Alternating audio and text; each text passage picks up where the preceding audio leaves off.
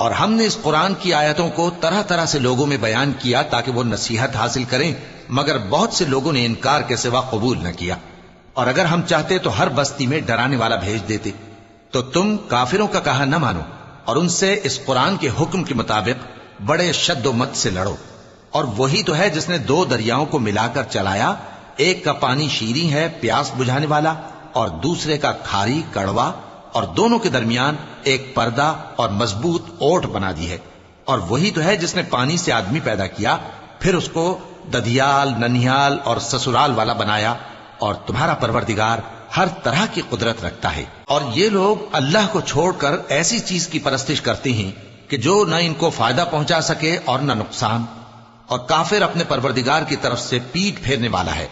اور ہم نے اے نبی تم کو صرف خوشی اور عذاب کی خبر سنانے کو بھیجا ہے۔